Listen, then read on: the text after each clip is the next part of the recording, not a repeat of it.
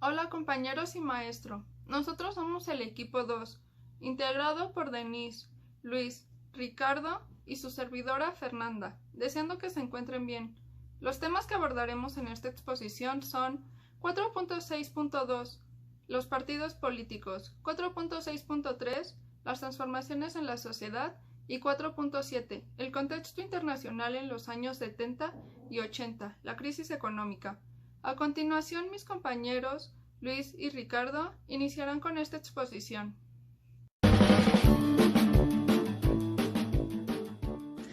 Antes de la independización de México no existían los grupos organizados políticamente, ya que la autoridad máxima era el monarca español, que era representada por los virreyes de la Nueva España. En ese tiempo, el pueblo solamente cumplía la función de obedecer y tener obligaciones de trabajo. Sin embargo, en cuestión de derechos, tanto hombres y mujeres eran discriminados constantemente por ser considerados inferiores por la corona española. Al consumarse la independencia, inicia en nuestro país la actividad de los mexicanos a través de grupos políticos. Los miembros del rito yorquino creían en la ventaja de conservar una estructura monárquica, pero dado a que la alternativa había sido rechazada por el pueblo, se orientaron hacia la centralización del poder político. Una vez bajo la dirección de Vicente Guerrero y Lorenzo de Zavala, fueron quienes ayudaron a formar y propagar la idea revolucionaria del federalismo. Guadalupe Victoria, quien era presidente en aquel entonces, simpatizaba con los yorquinos. Sin embargo, con la intención de amortiguar la fuerza de fricción entre ambas logias, organizó la suya, que se llamaba Gran Legión de la Águila Negra.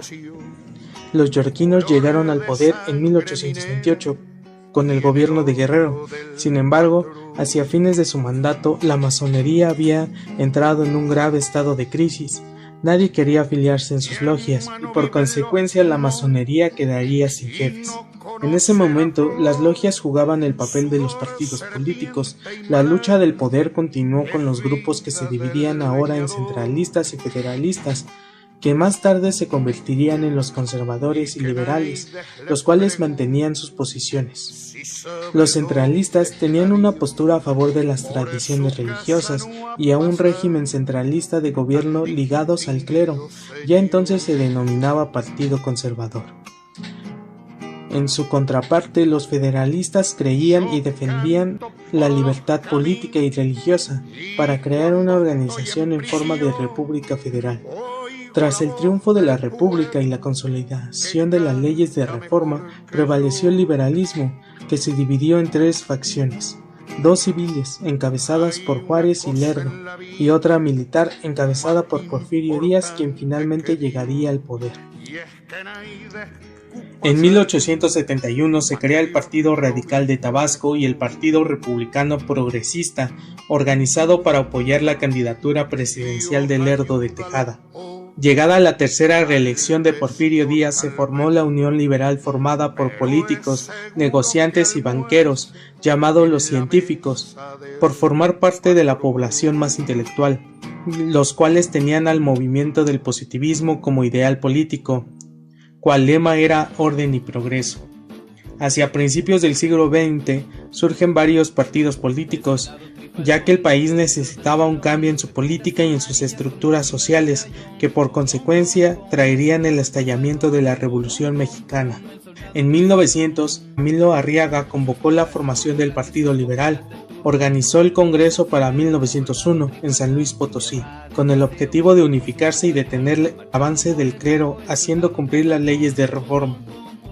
Él postulaba como principios la observancia de las leyes, la educación liberal, la honradez de los funcionarios y que ningún gobierno se rija por ambiciones personales.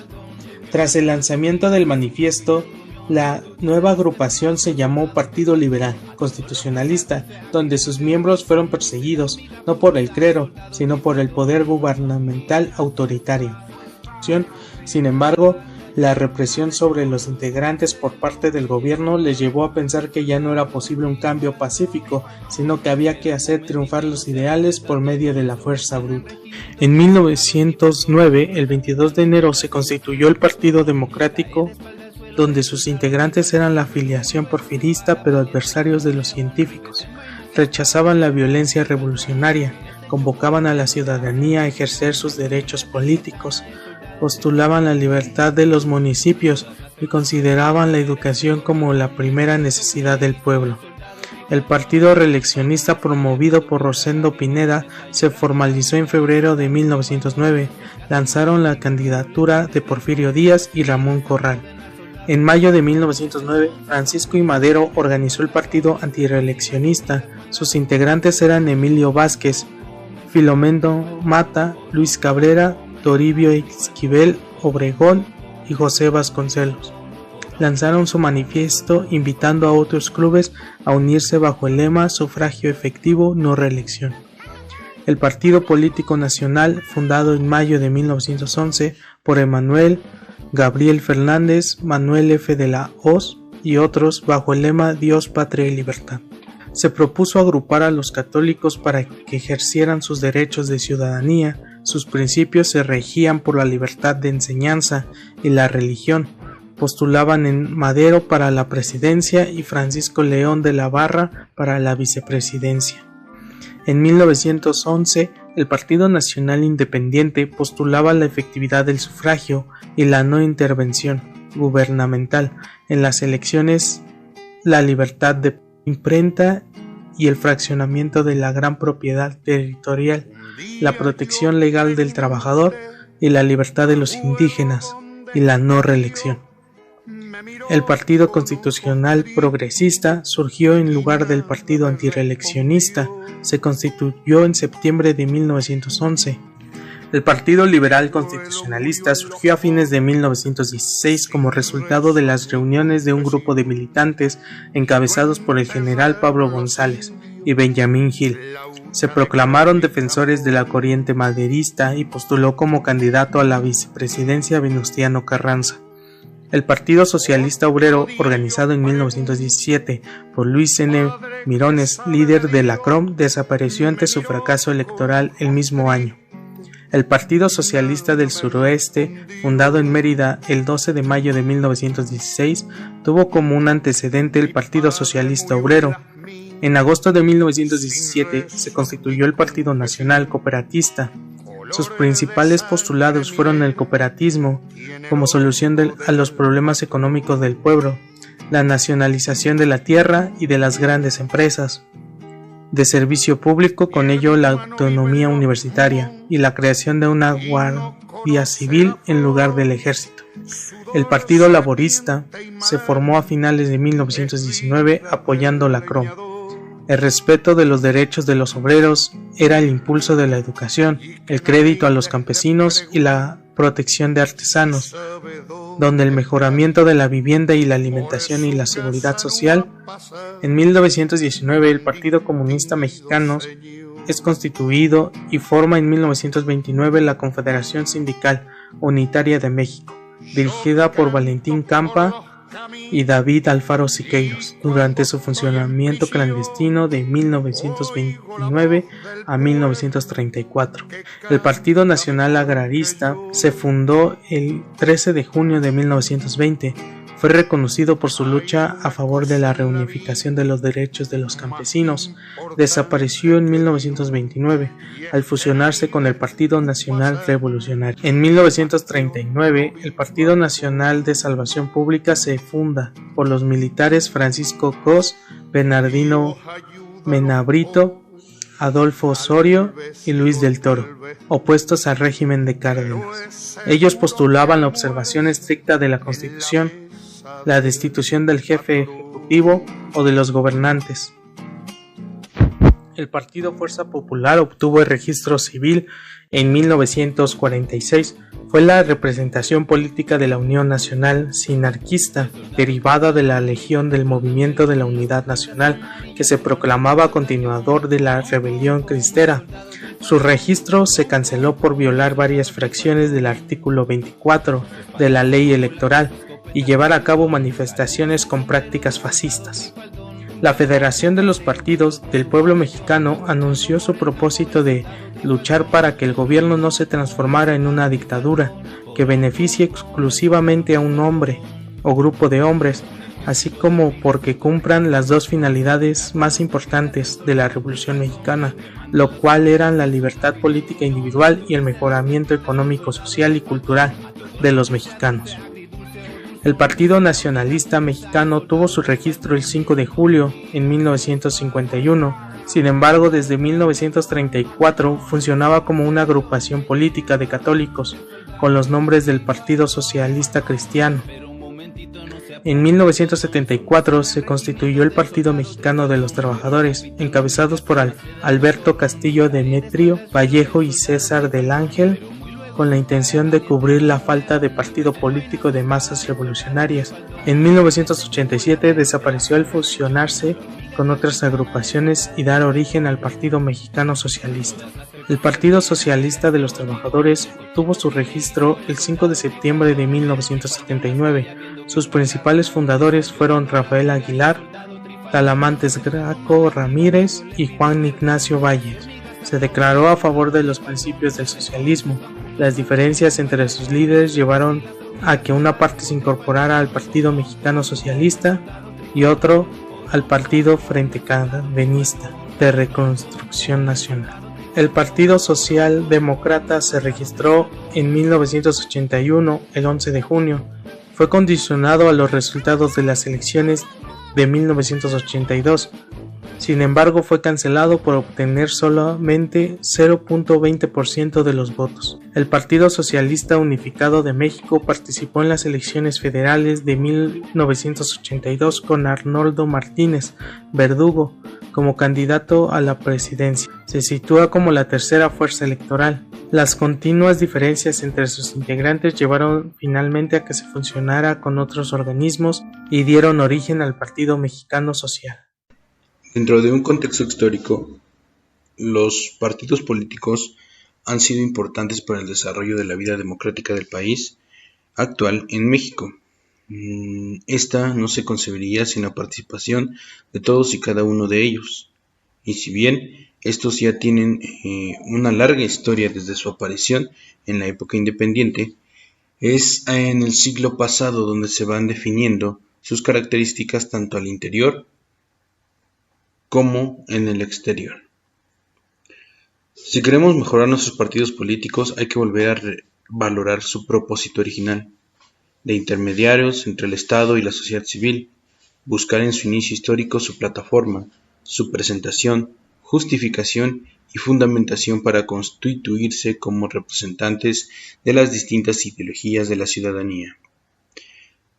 Cabe destacar que la principal función de los partidos políticos al momento de su creación fue exhortar y representar las ideas de cada uno de los diferentes sectores por los cuales eran o se encontraban constituidos. Una infinidad de partidos han pasado por la historia del país, mismos que han formado cierto tipo de sectores definidos en donde cada uno expresaba la manera en que vivían y lo que solicitaban a petición para su bienestar social. Los antecedentes en México datan de antes de que se independizara. No existían grupos políticamente establecidos en los pueblos, pues su función era únicamente la de obedecer. Tenían obligaciones pero no derechos. Hombres y mujeres de la misma manera eran discriminados por considerarlos inferiores y sin ningún tipo de autoridad. En ese tiempo la autoridad máxima era regida por el monarca o la representación de los virreyes. Los hombres del virreinato se dividían en dos grandes grupos: los criollos, que eran dirigentes en gran parte de ayuntamientos, y los altos funcionarios, así como los clérigos.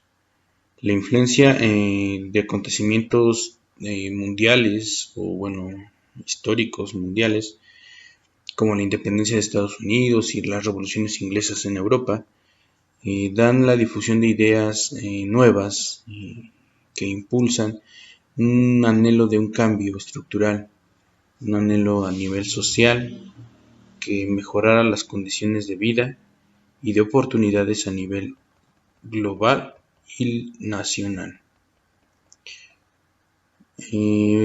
Con esto se da paso a la independencia que se inicia en nuestro país a principios de 1810 a través de grupos políticos. Es en ese entonces cuando aparecen tres grandes grupos: los iturbidistas, los borbónicos y los republicanos. Surgen así las logias masónicas, cuyo origen pues existen distintas versiones, y el rito escocés, precedido por Nicolás Bravo, que agrupa fundamentalmente a los españoles, viejos militares realistas y todos los que descendían políticamente del gobierno colonial.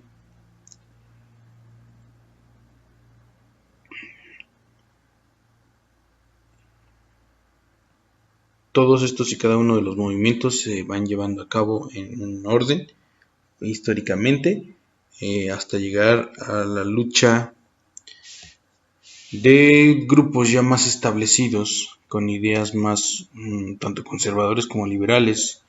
Estos grupos se llegaron a dividir con nombre de centralistas y federalistas, que más tarde se convierten en conservadores y liberales, los cuales pues mantenían diferentes posiciones. En este caso los centralistas era principalmente el respeto a las tradiciones religiosas y la implementación de un régimen de gobierno ligado al clero.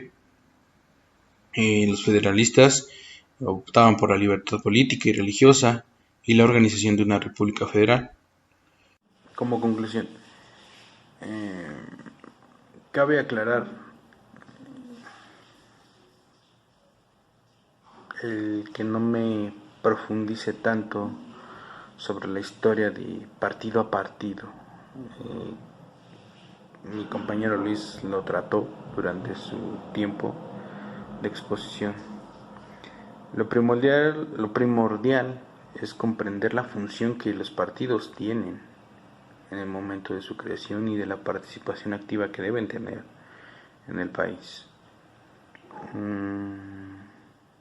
La primera es representar al pueblo, es representar el pensamiento, las exigencias de esas minorías que ellos representan, o mayorías en su caso, porque pues la mayor parte de los que están afiliados a un partido, pues sabemos de antemano que somos de la clase media, media baja, media alta o baja principalmente.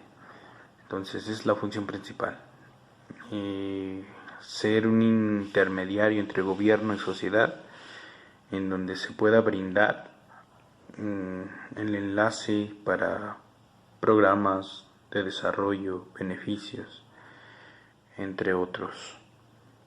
La pregunta es si se cumplen, la pregunta es si los partidos cumplen este único fin con el que son creados, si de verdad los líderes que tanto dicen preocuparse por el bienestar social lo hacen en realidad, lo logran. La cantidad de dinero que se les invierte a los partidos, que se les otorga en sus presupuestos, es exorbitante, como para que sean gastados en propaganda, un sinfín de cantidad de cosas que vienen siendo al caso irrelevantes, cuando no cumplen su única meta, que es representar al pueblo. No tiene caso seguir invirtiendo, seguir creando partidos.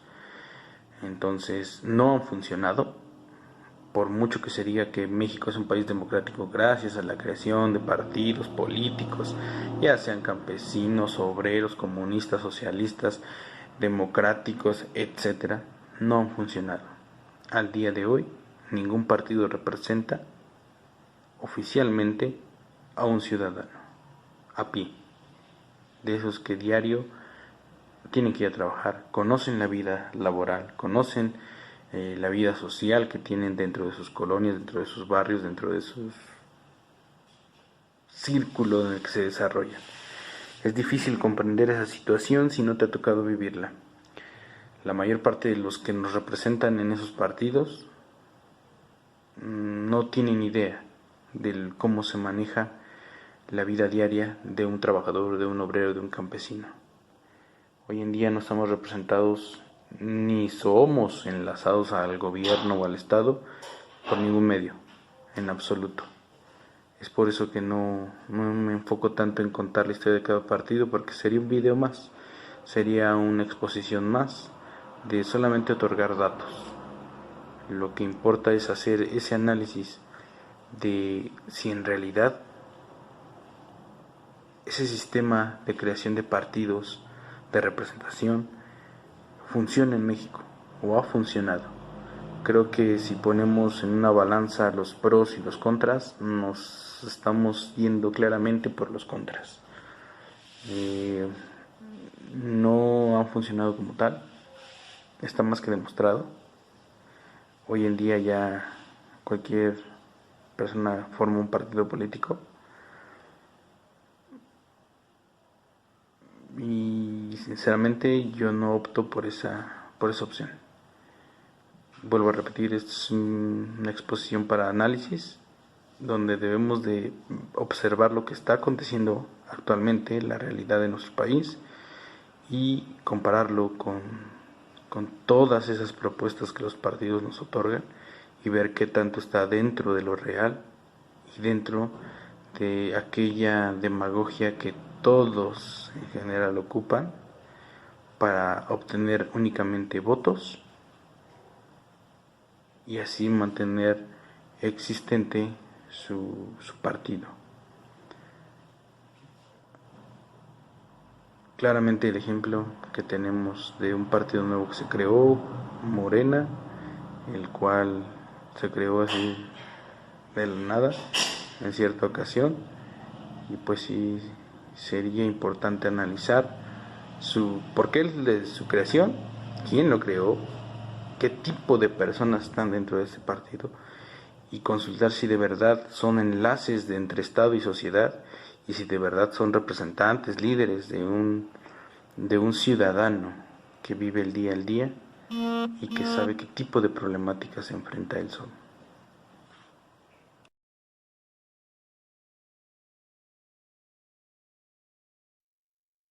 Hola, buen día compañeros y maestro. Yo les voy a hablar sobre el tema 4.6.3, las transformaciones de la sociedad de 1970 a 1982. En el primer periodo, de 1970 a 1976, el presidente de la República era Luis Echeverría, quien recibió un país con una inflación de 4.6% y lo dejó con una inflación de 11.3%. Las transformaciones que sufrió la sociedad mexicana a partir de los años 70 se manifestaron tanto en los valores como en las prácticas cotidianas. En 1970 eran 48 millones de habitantes, 97.7% de ellos eran creyentes de la religión católica. Las mujeres comenzaron a participar de manera activa en la vida social, laboral, política, económica y cultural. El 31 de mayo de 1970, a pesar de que todavía existían estragos sociales y políticos por la matanza de 1968, se realizó el Campeonato Mundial de Fútbol. El 12 de marzo del mismo año se creó el Centro de Integración Juvenil, dedicado a la prevención, tratamiento, rehabilitación e investigación de la farmacodependencia. El 10 de junio de 1971, en la Ciudad de México, dio suceso el llamado halconazo, o también conocido como el Jueves de Corpus. Diversos estudiantes querían defender la ley orgánica de la Universidad de León, la cual demandaba la libertad de los presos políticos. Hubo 26 lesionados, 9 fallecidos y 159 detenidos. En 1972 se creó el Festival Internacional Cervantino. En noviembre del mismo año se fusionaron los canales 2, 4 y 8, esto para crear la organización Televisa. El 1 de enero de 1973 quedó establecida la semana laboral de 5 días para los trabajadores del Estado, y el 13 de diciembre se creó la UAM, con su lema Casa Abierta al Tiempo. En 1975 fue llamado el Año Internacional de la Mujer. El 3 de enero de este año entra en vigor la reforma del artículo 4, el cual establecía que el varón y la mujer son iguales ante la ley. El 11 de septiembre de 1973 hay una devaluación del peso, dejando a este en 19.95 pesos por dólar. Con esta última fecha cerramos el primer periodo y abrimos el segundo, el cual abarcará de 1976 a 1982. El 1 de diciembre, José López Portillo toma posesión como presidente de la República. A él se le veía como un salvador. El 20 de junio de 1977 estalla una huelga en la UNAM, donde los trabajadores son acusados de sabotaje. El 7 de julio, 2.000 elementos de la policía desalojan a los huelguistas de CEU. En agosto de 1978 se crea la Universidad Pedagógica Nacional, bajo el lema Educar para transformar. En 1980, el impuesto al valor agregado, también conocido como IVA, comenzó a ser aplicado el 1 de enero. Esto para abatir la inflación. El 31 de agosto de 1981 se crea el Instituto Nacional para la Educación de los Adultos, con el objetivo de promover y proporcionar servicios de alfabetización y de educación primaria y secundaria. En febrero de 1982 hubo otro desplome en el peso mexicano. El 1 de diciembre del mismo año, Miguel de la Madrid toma protesta como presidente. Como podemos ver, durante la séptima década del siglo XX, la modernidad llegó a México, principalmente a la ciudad. Todo se estaba transformando: la música, la forma de vestir y la forma de pensar, incluso los medios de transporte. Recordaremos que en 1969 el presidente Gustavo Díaz Ordaz inauguró el metro de la Ciudad de México. También se creó el circuito exterior, se edificó la Torre Pemex y se crearon las 4 centrales de autobuses que conocemos hoy en día. El gobierno utilizó las armas para acallar diversas huelgas y marchas, pero también otros festivales de música como lo fueron el Avándaro, los cuales terminaron en tragedia. En estos años, los medios de comunicación estaban en auge, aunque silenciados y censurados. El cine de México se estaba muriendo. Para esto se invirtió dinero en el Banco Nacional de Cinematografía y se crearon espacios culturales como los que conocemos hoy en día, como la Cineteca Nacional y el Centro de Capacitación Cinematográfico. Hola, buen día compañeros, compañeras y maestro. Yo por último les voy a hablar del tema 4.7, que es el contexto internacional en los años 70 y 80, lo cual fue una crisis económica. Durante esta etapa, el mundo perdió su rumbo y se deslizó por una inestabilidad y una crisis. Esto debido a la elevación del precio del crudo y la caída del dólar. Esto en algunas regiones afectó la producción y aumentó el desempleo, pero en otras, al contrario, aumentó la producción y la economía. A lo largo de mi presentación voy a estar hablando sobre estos temas. La ampliación del patrón oro en diciembre de 1958 había reforzado considerablemente el papel del dólar como moneda de reserva internacional, y el sistema de tipo de cambios fijos se basaba en la convertibilidad oro del dólar, por lo que la confianza en ello debía mantenerse a toda costa.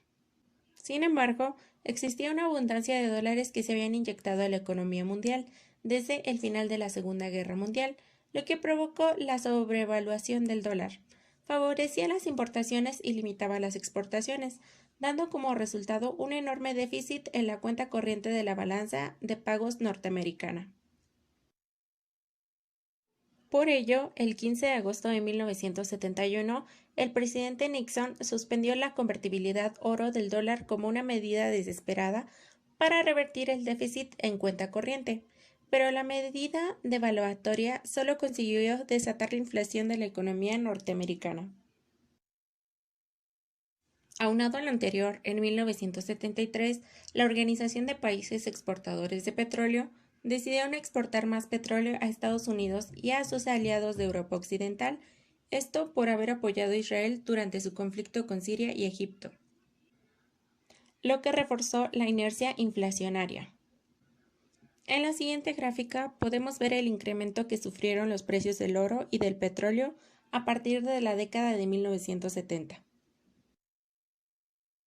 Las presiones inflacionarias fueron combatidas con el alza de la tasa de interés y con el aumento de los impuestos, pero estas medidas de política económica restrictiva, fiscal y monetaria provocaron la contracción del crecimiento económico y el correspondiente aumento en el desempleo, pero no lograron revertir la inflación. La economía mundial se enfrentó hacia un nuevo fenómeno, caída de la producción no en un contexto de deflación, sino de inflación, al que se le dio el nombre de estanflación. En la siguiente gráfica se va a ilustrar el fenómeno para la economía de Estados Unidos. La abundancia de dólares en el mercado mundial hizo que llegara un gran flujo de capitales hacia los países en desarrollo, calculado en unos 131.000 millones de dólares, a precios de 1929. En el contexto inflacionario ya señalado, la racionalidad económica aconsejaba pedir dinero prestado para financiar la expansión económica, pues la tasa de interés real era negativa. La cifra era de menos 11.8% en el año de 1977. Por lo anterior, algunos países de América Latina decidieron tomar grandes créditos contratados en dólares, a corto plazo y a una tasa de interés flotante. Pero esta situación cambió cuando la tasa de interés real pasó a 16.7% en 1982, producto de la política monetaria restrictiva implementada por Estados Unidos. Sí, en agosto de 1982, el gobierno de México anunció que ya no podía hacer frente al servicio, o sea, al pago de intereses de su deuda externa. El problema de la deuda ocasionó en América Latina la crisis económica más severa desde la Gran Depresión de 1930. Los países deudores no deseaban repudiar de plano su deuda porque se negarían todas las fuentes de crédito externo y su comercio exterior se vería obstruido por los embargos de sus activos externos, que promoverían los acreedores. Pero también sabían que sus acreedores no los declararían en mora, porque eso empujaría a la quiebra a muchos de los bancos acreedores. Por su parte, los gobiernos de las naciones acreedoras pensaban que una mora abierta tendría graves repercusiones financieras para sus sistemas bancarios y su estabilidad económica interna. Ante lo complicado de la situación, los organismos financieros internacionales tomaron algunas medidas para enfrentar el problema. El Fondo Monetario Internacional, el Banco Internacional de Pagos y el Gobierno de Estados Unidos, junto con los gobiernos de algunos otros países, financiaron el rescate de México por medio de la reestructura de su deuda externa y presionaron a la banca privada internacional para que hicieran nuevos préstamos involuntarios como única solución para preservar sus activos. Con estas medidas, se logró reducir el pago del servicio de la deuda gracias a 25 grandes operaciones de reestructuración.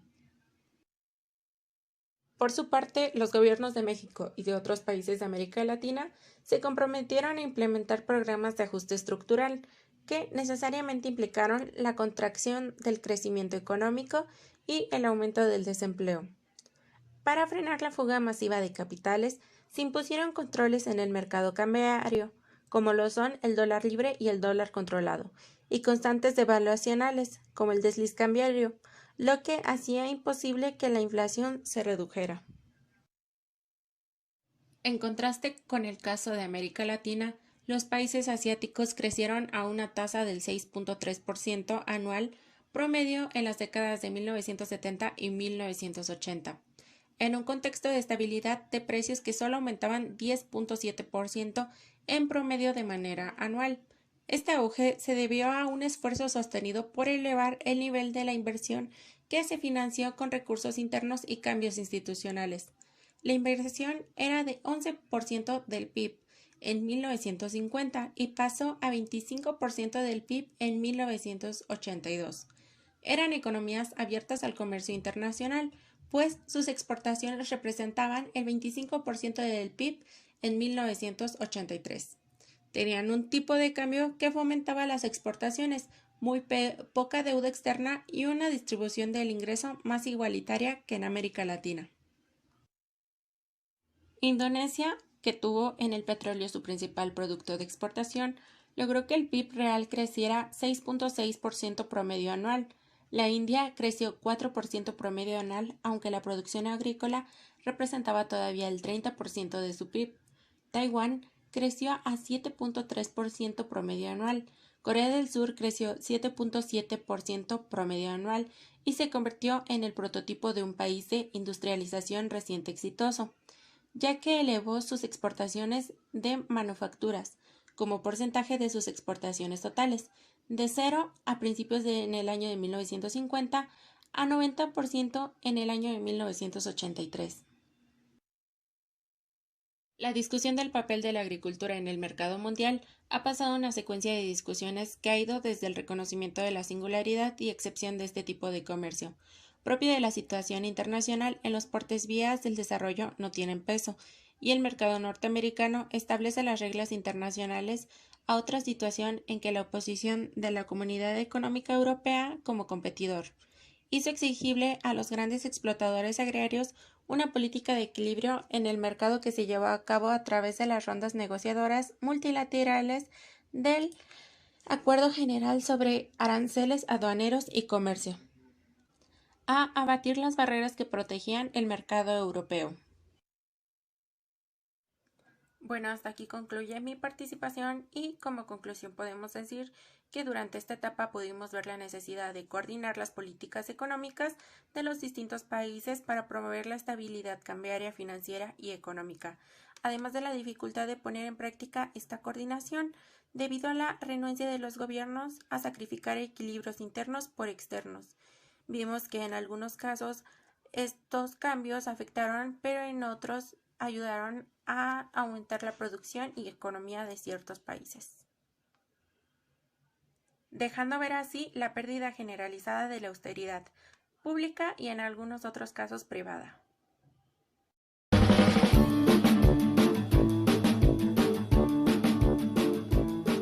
El soldado trifaldón vive dentro de un melón. Bueno, compañeros, con esto pues concluiríamos nuestra participación en esta materia. Yo sé que ustedes quisieran ver mi rostro en cámara, mi hermoso rostro, lo sé. Sin embargo, no puedo hablar sin sentirme raro al estar viendo la cámara, así que por eso grabo mejor mi voz. No queda más que agradecerles, en serio muchas gracias por estar ahí apoyándonos, viendo nuestras exposiciones. Gracias al profesor por estar al pendiente de cualquier duda, de cualquier aclaración y de estarnos revisando frecuentemente pues estos trabajos. Yo sé que muchos de ustedes podrían estar asustados por la situación que estamos pasando. ¿Quién diría, no? Que pues estando en la universidad o en la vida en general, nos tocaría vivir algo así. Ya había pasado con la influenza, pero pues esto ha sido a una escala más grande, más internacional y mundial. Pero si algo hemos aprendido de la historia es que siempre en cada crisis el pueblo se levanta y se levanta aún más fuerte que antes. Y ustedes son parte de esta historia. Cuando nos pregunten cuando estemos viejitos, hechos pasitas, cómo fue el 2020, pues le contaremos todo esto. Y hay que verlo, sí, con un poco de tristeza, con un poco pues de lástima por las personas que la están pasando muy mal. Yo sé que eso es innegable, no lo podemos dejar a un lado. Sin embargo, no podemos siempre estar en lo negativo y verlo también como algo positivo, porque de los que he podido platicar con ustedes, sé que algunos de ustedes siempre querían tener un tiempo, una pausa, un momento para poder pensar, para poder reflexionar, y por la vida tan agitada que a veces llevamos, no nos damos tiempo para checar nuestra salud mental sobre todo. Así que véanlo como una oportunidad de introspección, de poder convivir más con su familia, que a veces es irritante, yo lo sé. Sin embargo, es la familia. es algo con lo que hemos crecido y nunca deberíamos de dejar a un lado. Bueno, les deseo un gran día, una gran noche y espero que se encuentren bien. Y sean creyentes o no, les mando bendiciones. Y muchas gracias. When the night has come and the land is dark and the moon is the only light we'll see,